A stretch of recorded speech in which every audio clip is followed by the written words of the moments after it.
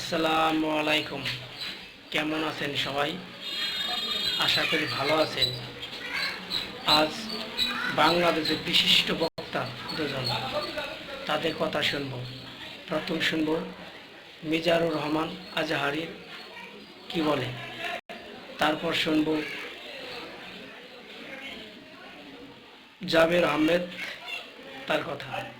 চলুন শুনে দেখি কি বলে তারা।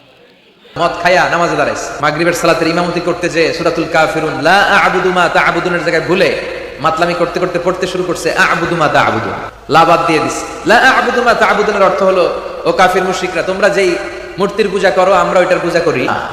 কিন্তু উনি যেটা পড়ছে আ'বুদু মা তা'বুদুন, এর অর্থ হয়ে গেছে তোমরা যেটার পূজা করো আমরা ওইটার পূজা করি। ভেজাল আছে না নাই? কারণ উনি কি পড়তেছে উনি জানে, উনি তো মাতলামি মদের ঘোর মাতলামের ঘোর কাটে নাই। সবাই যে বিষ্ণুনবীর বললেন দেখেন আপনার মেয়ের জামাই করছে কি, বিষ্ণুনবীর কাছে তখনই আয়াত চলে আসলো লা তাকরাবুস সালাত ওয়া আনতুম সুকারা, খবরদার মদ খাইও তবে নামাজে যাওয়ার আগে খাইও না।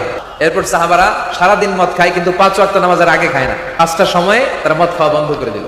এরপর আস্তে আস্তে যখন মদ খাওয়া বন্ধ করতে অভ্যস্ত হতে শুরু করেছে, আল্লাহ আয়াত নাযিল করলেন ইন্নামাল খামরু ওয়াল মাইসির ওয়াল আনসাব ওয়াল আজলাম রিজসুম মিন আমালিশ শাইতানি ফাজতানিবু। চিরকালের জন্য এই কথা বলে আল্লাহ মদকে হারাম করে দিলেন। কাজী জাবেদ আহমেদের কথা চলুন শুনি। তো মানুষের জন্য আলে মোহাম্মদ সম্পর্কে বাজে কথা। মাওলা আলী বলে মদ খায় নামাজ পড়ছে। হয় মাওলা আলী নিজেই নামাজ, মাওলা আলী নিজেই নামাজ। মাওলা আলী কি নামাজ পড়বো? সারা কোরআনে এক জায়গায় কেউ দেখাইতে পারবো মহানবীর জন্য নামাজের আদেশ? আরে মহানবীকে ছাড়ো, মুমিনের জন্য নামাজের আদেশ নাই।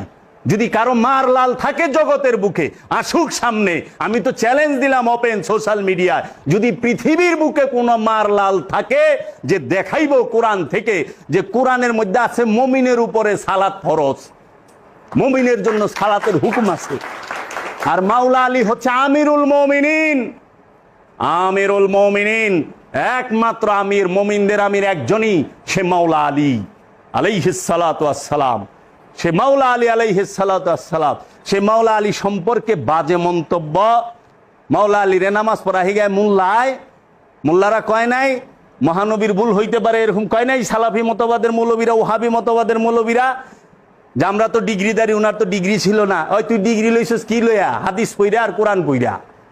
তোর তো ডিগ্রিটা, তুই যে মাওলানা হইছিস এটা কোরআন হাদিস পইরা। কোরআন হাদিস দিছে কি?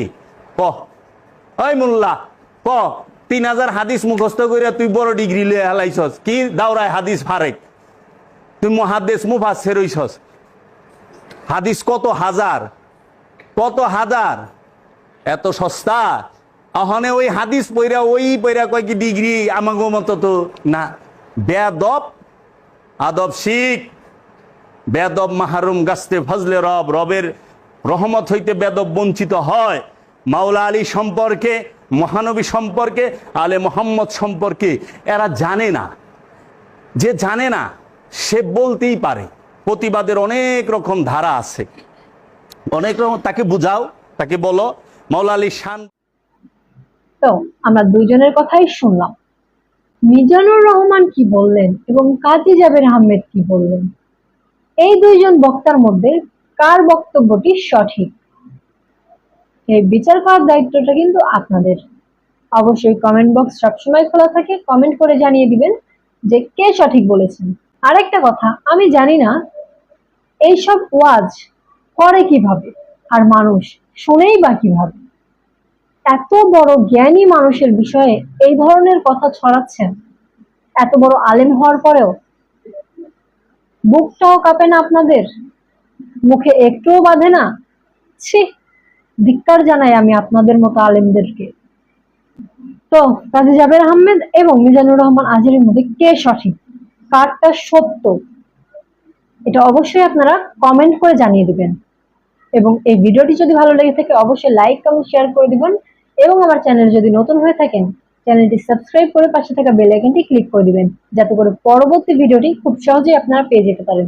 তো সবাই ভালো থাকবেন, সুস্থ থাকবেন, খোদা হাফেজ।